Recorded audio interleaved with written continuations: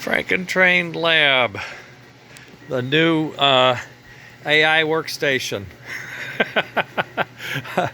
I'm working on my a couple of projects over here. This is sort of just the a sort of a parts evaluation area, more or less. This is the new M5, and it's good. It's good. It's fast. It's printing a frame that I'm going to bolt onto the outside, and I bought some panels of plexiglass for it. I'm going to enclose this, and back here there's two squares for filters. I'm going to put air filters in there, so we're going to be pulling air out and filtering the air so that I won't be getting any plastic particles to breathe in. Okay, that's the one thing that worries me about it. Both of them have that problem, but this one prints so fast. I'm going to be using it a lot for all these. He's printed all these parts. It's gonna get tough. This guy had been giving me fits off and on. I found a way around it with Andy's help, and we're printing the chassis now at one piece. I don't have to glue them together.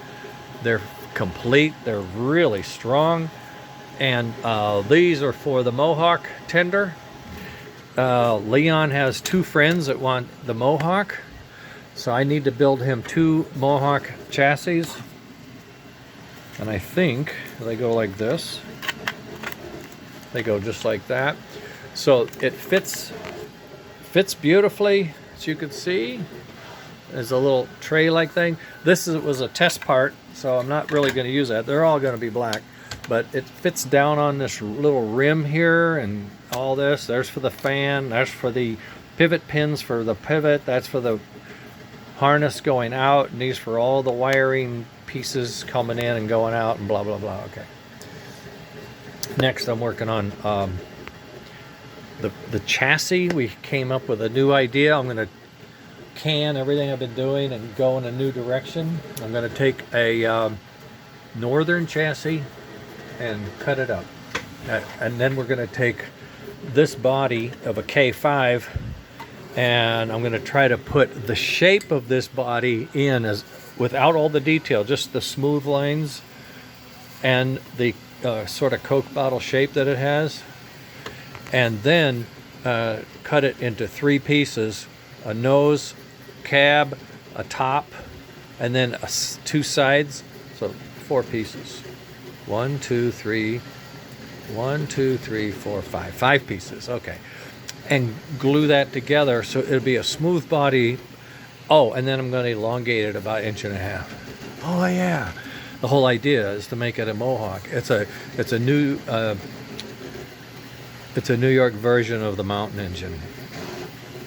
Anyway, he's making the new tender body for Leon's two buddies.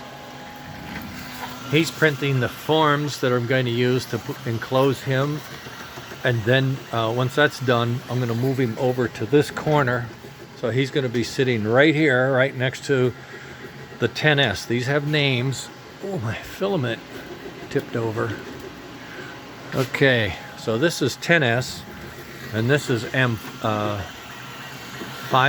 I thought it was M5 all along. 5M and 10S. Oh, funny. Okay. Anyway, that's it. And that's the CAD stuff is all the same. And then over here, what I'm working on, or will be soon, is organizing this. This is the area that needs it worst. Well, how can you tell which is worst? You've seen these things before. It's just like bombs went off. I'm going to work on this area next.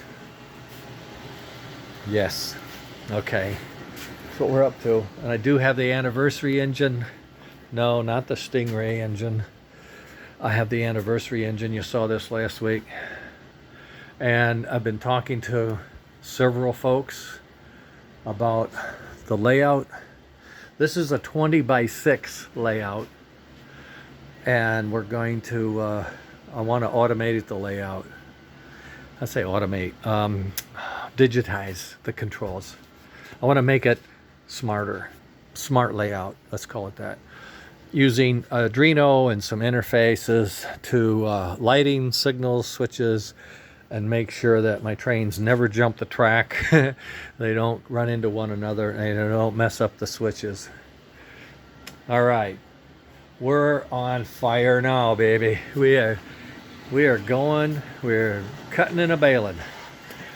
Look at that. Is that a sight for sore eyes? Got 2 machines autonomously running, CAD system waiting for me, and AI system to build. So let's get going. Later.